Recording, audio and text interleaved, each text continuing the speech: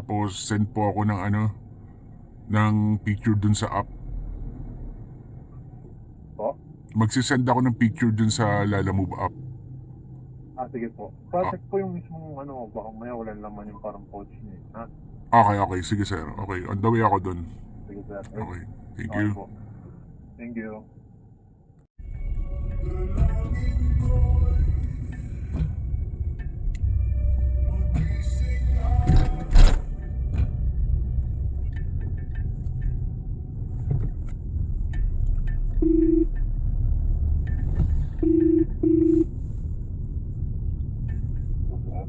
Hello sir, sa Lalamove to. Sir, ano ko lang, remind ko lang sir ha. Kasi may client na akong ganyan minsan na scam. Huwag ka muna magpapadala ng pera ha. Kasi minsan may mga scam na ganyan, tatawag sa'yo. Sasabihin, nandito na yung driver. Tapos, sisenda ka ng picture sa messenger. Hintayin mo sir yung picture sa app mismo ng Lalamove para safe. Kasi nag-video ko din kami, pero maganda na rin yung... Oo sir, may case na akong ganyan sir. Binidyo call pa rin, ganun.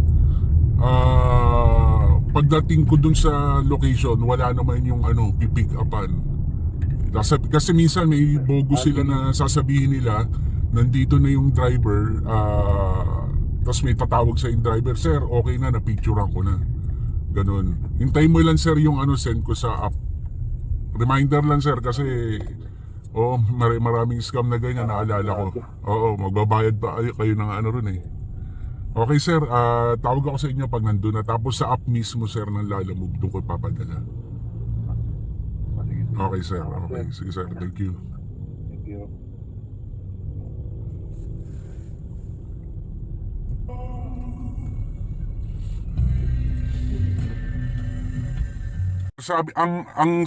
Ang tumawag kasi siya sa akin. Hiningi yung number nyo, so nagduda na ako. So pagkabigay ko, tinawagan ko kagad kayo. Tapos prior pa ako bago dumating, sinabi niya, anong sabi niya sir? Hindi, nandun ko na nga sir kanina. Oo. Kasama na siyang rider. Tapos okay na daw. Nakuha na, napicture na.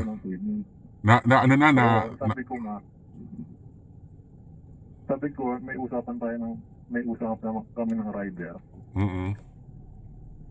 Na ano nga, i-wait ko yung picture dito sa Lalamove. Saka tatawag ka nga. Ayun, mukhang tagilid yan sir. Kasi alam mo yung kung saan ako pinin.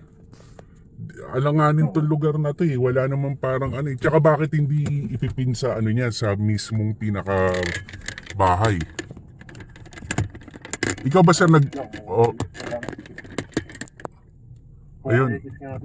Oo sir, ganito na lang sir. Wag mo na ituloy yung transaction na yan kung sinabi niyan dumating na yung rider daw doon, which is na monitor niyo naman sa screen, malayo pa ako eh, di ba? Tama ba sir? Sabi nga nga kayo na sir, wait lang, lalabas na ako kunin. Wala sir eh. Tumawag siya sa akin eh. Tingnan ko, sabi niya malapit na ako sa iyo sir, kunin ko yung number nung sender. Pagtingin ko wala naman. No, X nga to. X nga. Sir, ganito, wag mo na ituloy yan sir. Kung okay lang sir, Sige sir. i-cancel mo na lang yung booking sir. Sige sir, pasensya na, buti na lang. Buti sir na sir, okay lang kahit hingi ako ng panggas nung papunta rito ako. Kahit maliit lang, kahit magkano lang. Sige sir, ano bang Gcash no? I-dictate ko sir. I-text ko na lang. Wait lang. Sige sir, text na lang. Muntik na yan, muntik na. Sabi niya nga, nandito na ako yung sa rider. Ba't nandun na siya agad? Tapos parang nakaano lang. Kararating-rating ko kanina eh. Tumawag na kagad siya eh. Kami ng rider. Oo. Sabi ko may usapan kami ng rider, wait yung picture sa app. Wala naman. Yun sir, talagang naka-experience na akong ganyan. Kaya pag may ganyan na babayaran kliyente, winawarningan ko, wag magpapadala ng pera at hintayin yung mismong picture sa app ipadala. Okay. Oo. Yun, kasi pwede nilang sabihin, andyan na. Munti ka na magana yun, sir. Di sir. Okay. Ay, sir. Ikaw, sige, okay lang. Sige, ma-compensate lang yung ano, gasolina. Okay, sir, text ko na lang. Okay, okay. Thank you, thank you. Cancel ko na lang to, ha? Okay, sir, sige, good luck. Good luck. Good day, guys. Sa sideline sana tayo ngayong ano, Sunday kasi wala namang ginagawa sa bahay. At the same time, hinatid ko yung mga bata sa mall. Tinatamad man ako mag-ikot sa mall. So, ayun na nga. Unang booking ngayong Sunday, scam. Buti na warning yan ko si Bossing. Kung hindi, yari. Nagpadala siya sa wala. So, ganun ang mga technique ng mga scammer. Magkukunwari sila rin sa buyer na nandoon na yung magkukunwari sila sa buyer na nandoon na yung rider, pero ang totoo papunta pa lang yung ano, yung tunay na rider doon, yung driver. So anyway, ingat-ingat na lang yung ano, tsaka yung mga sana yung mga ano rin lalamog driver, pag naka-experience na kayo ng ganyan, medyo bigyan nyo rin ng mga ano, piece of advice din yung mga ano, nagbubok na ganyan sa mga baka mabiktima sila ng scammer. Okay? Basta hindi pa makaka-apekto sa rating. Okay. Po, no worries po. Thank you sir for taking this call and have a good day. Ingat po kayo sir. Bye-bye Okay, po. thank you. Okay guys, tumawag na yung ano.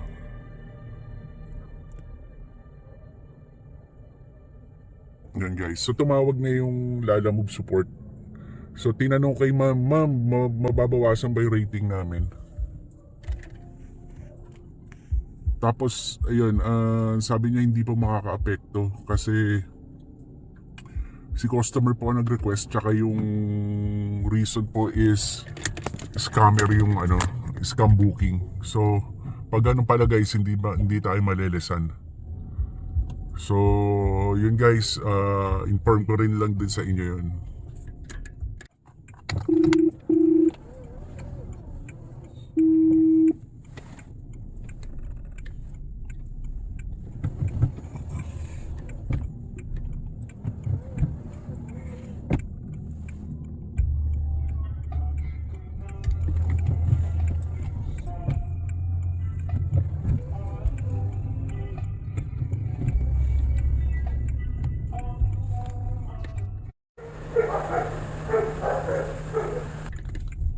So guys, nakakuha tayo ng first booking ngayon. Tandang Sora going to Launlaan, Sampaloc. So yung kanina mga ano lang yan, mga parang naka-eco bag lang. So medyo naging mapili tayo sa booking ngayon, no? Hindi kagad tayo kumuha ng mga booking. Pag Sunday kasi ganun, pag hapon medyo konti. Ang kinuha lang natin yung mga lugar na pupuntahan tayo na may purpose. So kinuha ko to kasi susundo ko ng mga kids sa bandang Manila area.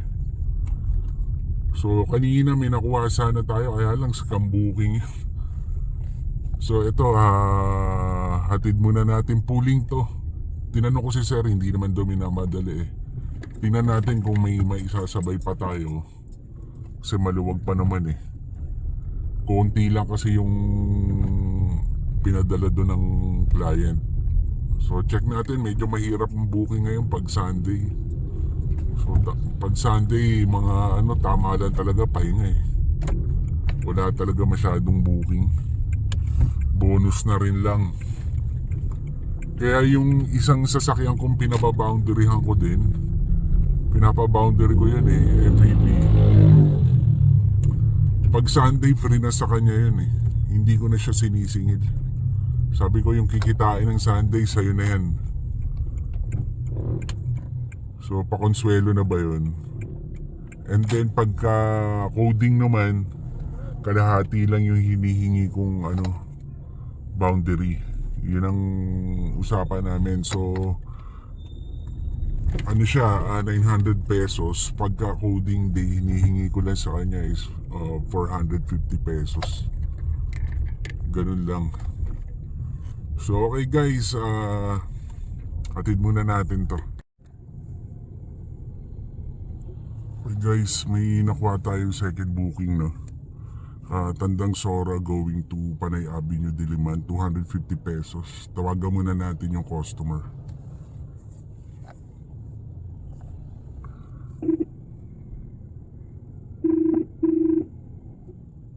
Hello? Hello, good afternoon po. Sa Lalamove po, verify ko lang po ano po ba yung mga isasakay? Ano po, mga bags po, tatlong malalaking plastic bags po kasi ito ng mga bag. Okay. May tao naman po ba sasakay o wala naman po? Ay, wala po. Ah, Ano lang po, items lang. Okay. Kasi bawal sa Lalamove may tao eh. Sige po ma'am, on the way na po ako dyan. Sige po. Thank you. Ingat po. Bye-bye.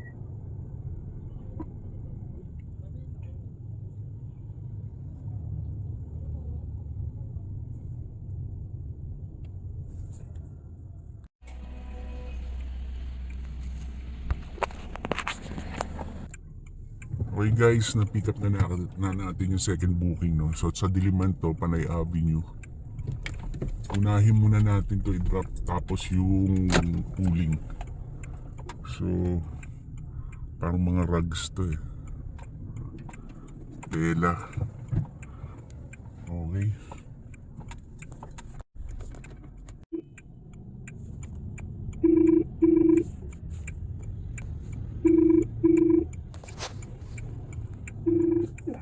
Hello? Hello, good afternoon po ma'am. Ma'am Lalamove po, nandito na po sa pin location. Nasa gate na po kayo. Opo. Ito yung mga townhouse ma'am na kulay black yung gate, no? Apo. Kuya, tawag na lang po yung person. Iwan na lang po sa guard. Na lang po. Apo. Apo. Okay. So, okay. Ma'am yung... Okay, sige po. Sabi na lang po sa unit Okay. po. Thank you. Unit 8. Okay na sir.